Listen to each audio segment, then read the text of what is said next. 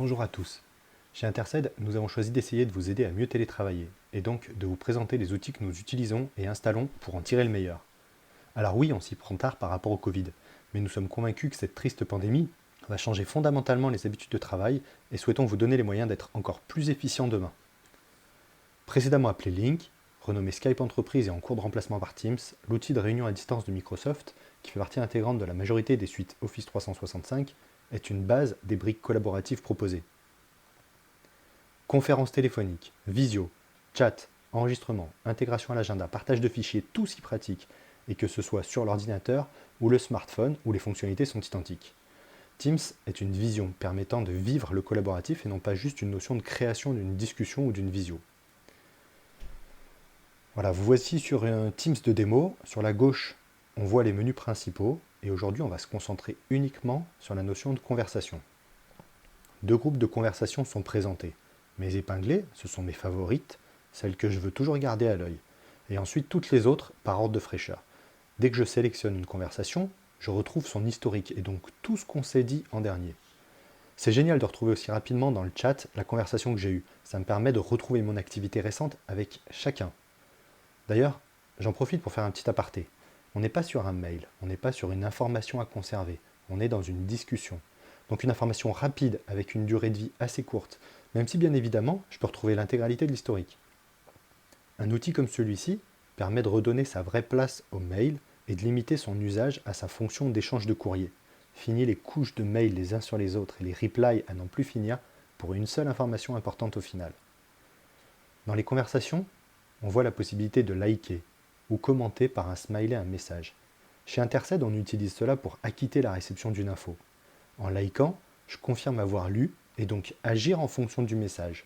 Ce qui est très important parce que dans un groupe de discussion, ça évite à chacun de dire OK et donc d'avoir 10 OK en dessous d'une information à prendre en compte. On ne voit qu'un pouce et on voit tout de suite combien ont acquitté et qui l'a fait. En haut, je retrouve mes fichiers. Mickaël m'a partagé des fichiers dans le cours de nos échanges. Ce sont des informations importantes, donc tous les fichiers se retrouvent dans un espace à part, au lieu d'avoir refouillé tout le fil de conversation. En haut à droite, je lance un appel. C'est pas un téléphone, je lance pas une bouteille à la mer en espérant que mon interlocuteur soit là. On est en chat, j'ai une info plus précise à expliquer ou plus d'informations à partager. Alors je lance mon appel. Évidemment, je peux lui téléphoner. D'ailleurs, Teams peut devenir votre système de téléphonie en s'interfaçant avec vos numéros SDA mobiles. Mais ce n'est pas le débat, on est dans l'action, l'efficacité. Je ne prends pas un autre appareil pour chercher mon contact puis l'appeler. Attendre que mon interlocuteur cherche son téléphone, qu'il décroche. Non, je clique, je lui parle, c'est rapide. À côté, je peux aussi lancer une vidéo. Comme le son enrichit le chat, la vidéo enrichit le son. Dans certains cas, en entreprise, je préfère aller voir un collègue pour lui parler d'une problématique que de lui téléphoner. Là, c'est pareil. L'expression est plus directe. J'ai une attention encore plus forte de mon interlocuteur. Le message passe plus vite, il est mieux reçu, mieux intégré, mieux échangé. Les décisions sont prises plus efficacement. Et souvent, quand je vais voir un collègue, il m'arrive aussi d'y aller avec mon ordinateur pour travailler ensemble sur un document. Bien là, je le peux aussi. Je sélectionne la fenêtre à lui présenter et il voit mon Word. Tous ces outils existent depuis longtemps via Skype ou Link, mais la force de Teams, c'est cette intégration, cette vision non pas de l'outil, mais de la collaboration, de la praticité, de l'efficacité du partage. Ce n'est pas un fichier que j'envoie par mail, c'est je construis mon fichier avec mon interlocuteur comme s'il était à côté de moi.